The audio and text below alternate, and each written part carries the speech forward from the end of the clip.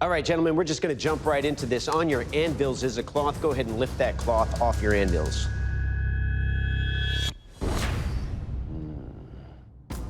Now, what you'll see there are 3 pristine bars of 15 and 20 and 1095 layered Damascus. Now, I bet you're thinking to yourself, boy, I'm glad all that work's gotten out of the way for me. However, this is forged in fire, and there's always a twist. As a point of fact, there are 15 twists each, as we expect each of you guys to put at least 5 twists in each one of those billets and then forge weld all 3 together to create one twist Damascus billet from which you will forge a signature blade in your signature style between 12 and 14 inches in length. Good luck, bladesmiths. Your time starts now. I've actually never even done a twist and stack before, so my heart's racing. The first thing I need to do is get these pieces twisted. That's 1. As I'm twisting it, I'm calling out the number of turns I do just to make sure I don't go under the limit. 2. Look at that. That's 2.5. There we go. There's 3 full twists. 4. There's 4.5. Dude, heat that up. There we go. There's 5. 5.5. And then look at James over here. James is just trying to run it in a circle like he's training a pony. That's so cool. The trick thing is to twist this one clockwise and this one clockwise and the one in the middle counterclockwise, because it makes a really cool pattern. So Eric's in the vise. Having 3 bars that I have to forge weld together sounds simple enough, but when you have to twist it first and everything has to be right in those twists, that's a challenge. It's getting a little too cold. We can't risk busting a weld. It's getting too cold, and what you run the risk of is where those corners go round and round, you can get them all like torn up all the way around the outside. Second twist, coming up. I'm feeling really nervous right now, but you just gotta keep your head down and keep trucking along. Come on, Eric, get something hot. I'm trying to set the forge weld at this point, and I know if I can't get these things tacked together, I'm going home for sure. I finally got my billet in one piece. I'm feeling nice about this. It's looking like I want it to at this point. Woo, boy, I gotta hurry. Big relief. It's time for me to get to the power hammer and get to stretching this thing out. At this point, my blade is too heavy. If I had more time, I would definitely thin it up some, but I need to just get to the quench. Something came out of his pocket over here. Salt. Why? He's hungry? All I know is the salt has a melting temperature right around the critical temperature of the metal.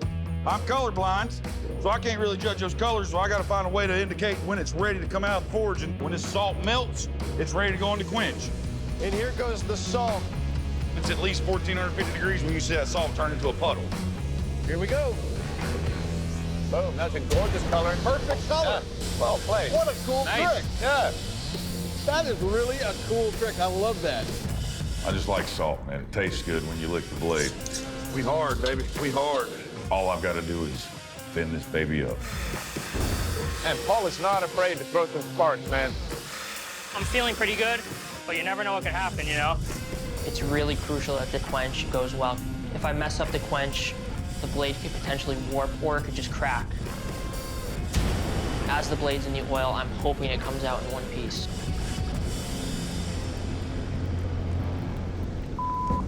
I have a warp. God. I could potentially break the blade in half because it's very brittle at this point. So I take it back over at the grinder. I'm trying to grind out the warp as much as possible. We gotta go for heat treat. The quench is the most destructive part on a blade. So when it comes out of the oil and I see this thing is straight, I am just elated. I am loving it right now. Oh, that's a beautiful sound right there. Yeah. 3, 2, 1. Bladesmith, stop what you're doing. Pull your blade out of the acid edge. Oh, yeah. This first round of competition is over. Bladesmiths, this is our twisted strength test, the ram's horn chop. To test the strength and durability of your twisted stacked knives, I'll be bashing them into these ram's horns. Remember, this test is all about what those horns do to your knives and not what your knives do to the horns. James, you're up first. You ready? Let her rip, tater chip.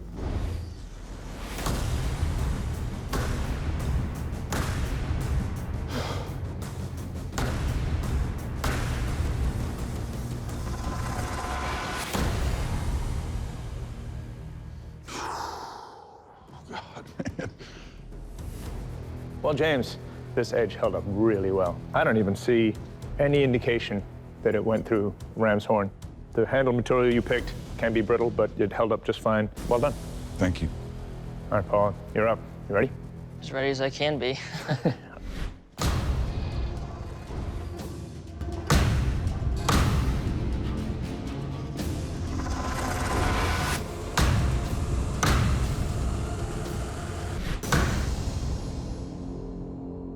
Nice. Thanks. Nice.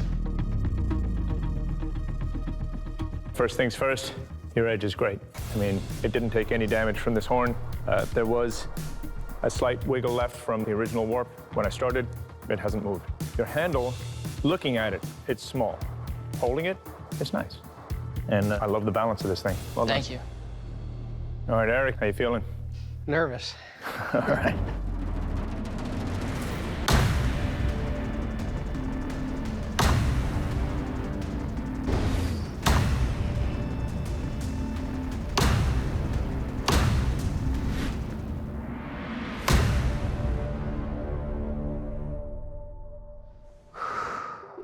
Good job, man. Oh my gosh. Well, Eric, your edge held up well. It's still as sharp as when you finish sharpening it. It's a good chopper, certainly.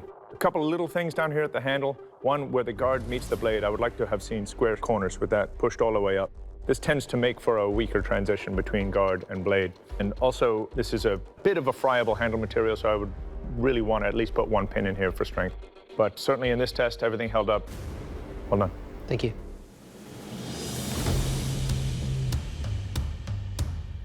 All right, Bladesmiths, this is the sharpness test, the twisted rubber tube slice. Now, unlike the strength test, this is all about what the edge of your blade will do to cut these rubber tubes. I'm looking for a nice, clean cut. James, you're first. You ready for this? Let's get it done. Let's do it. Cut it. Please cut.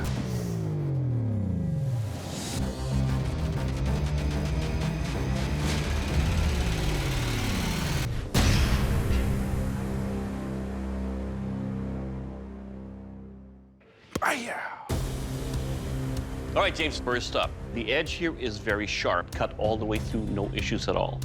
Your handle construction, you rounded everything off, no sharp edges or hot spots, and overall, it will cut. Yes. I've been wanting to hear that. All right, Paul, your turn. You ready? Yep. Let's do this. Good luck, man. Thank you. You too. Well, you already did good.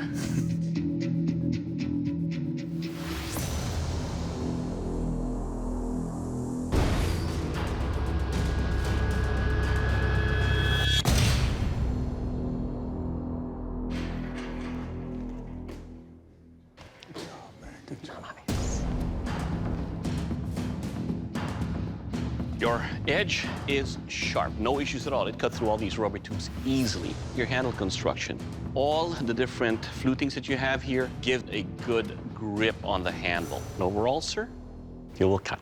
Thank you. Good job. Are you ready, Eric? Get to it, man. Let's do it. Good luck, brother.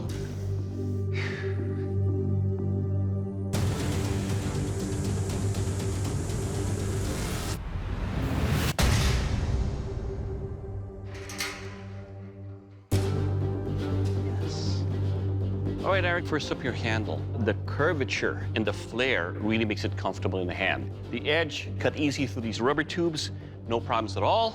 And overall, it will cut. Thank you. All right, Bladesmiths, the judge's deliberation is complete. It's time for one of you Smiths to leave the forge. The Bladesmith leaving the forge is Eric. Your blade didn't make the cut. Well, Eric, all of the blades did very well. This had to come down to lacking shoulders for your guard to fit up against, and you just don't have a pin to hold that handle in. It's for those reasons we're letting you go. I understand.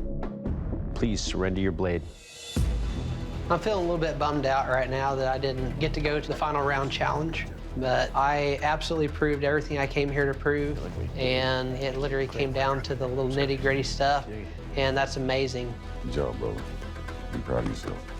When I get home, I'm gonna go get some sweet tea, and then I'm gonna go to my forge, and I'm gonna replicate what I've worked on here.